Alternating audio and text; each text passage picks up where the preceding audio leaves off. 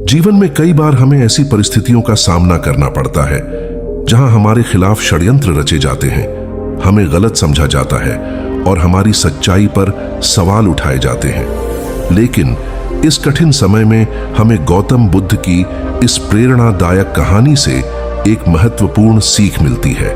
एक बार गौतम बुद्ध अपने शिष्यों के साथ एक सभा में बैठे हुए थे। उस सभा में बुद्ध के चाहने वालों से ज्यादा उनके विरोधी थे। जिसने सभा आयोजित किए थे वह भी बुद्ध से ईर्ष्या करते थे। इस सभा का आयोजन राजा के महल में हुआ था, इसीलिए राजा के सभी मुख्य लोग उस सभा में उपस्थित हुए थे।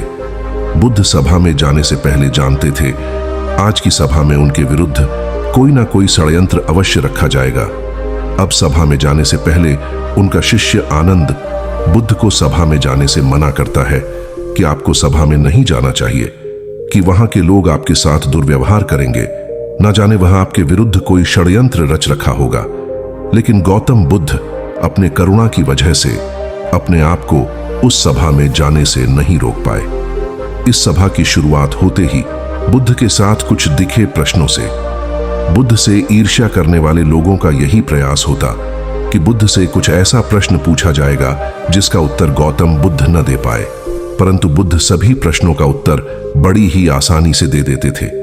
इस सभा में बैठे सभी लोग अपने अपने प्रश्न बुद्ध से पूछ लेते हैं और उन्हें प्रश्नों का उत्तर भी मिल जाता है कि तभी अचानक वहां एक स्त्री आती है और बुद्ध से कहती है कि आप तो ध्यान की बातें करते हैं, ज्ञान की बातें करते हैं, सत्य की बातें करते हैं।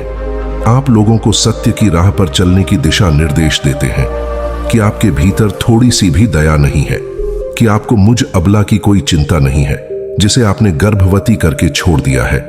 क्या आपको मेरे पेट में पल रहे बच्चे की कोई फिक्र नहीं कि उस स्त्री की बात सुनकर उस सभा में हलचल मच जाता है, कि लोग एक दूसरे से बातें करने लगते हैं। उस सभा में बैठे हर एक व्यक्ति खड़ा हो जाता है और कहता है आज की औरत के सुंदरी के आगे बड़े बड़े ज्ञानी भी अपने घुटने टेक देते हैं।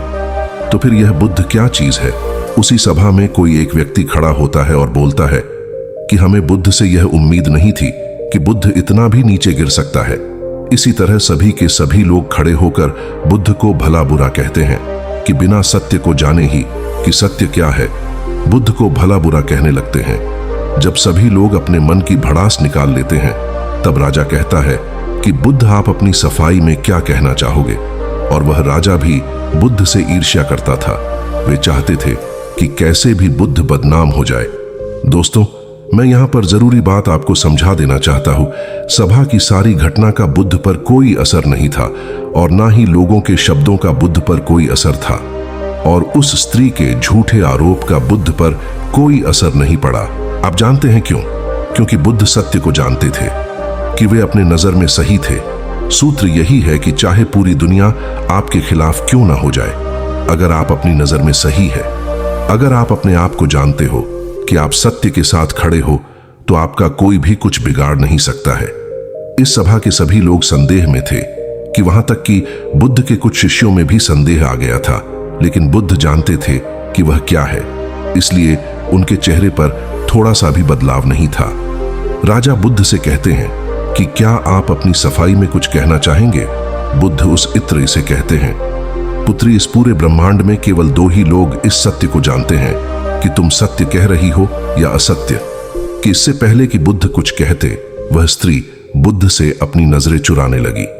असत्य का सहारा लेने का कारण है कि अपने भीतर डर का बीज बो रहे हो कि अब यह बीज जैसे जैसे वृक्ष बने वैसे वैसे आपकी समस्या बढ़ती जाएगी। इस सभा का एक व्यक्ति उस स्त्री को कहता है, तुमने बहुत बड़ी बात कही है कि अगर तुम गलत साबित होते हो तो तुम जानती हो ना कि तुम्हें क्या सजा दिया जाएगा। उस व्यक्ति की बात सुनकर उस स्त्री के हाथ पैर कांपने लगते हैं और वह तेजी से वहां से दौड़ने लगती है। तेजी से भागने के कारण उस स्त्री ने अपने पेट में जो भी गठरी बांध रखी थी वह जमीन पर गिर जाती है और सच्चाई सबके सामने आ जाता है कि उस स्त्री ने अपने पेट पर गठरी इस तरह बांध रखी थी जैसे लग रहा था कि वह स्त्री गर्भवती है।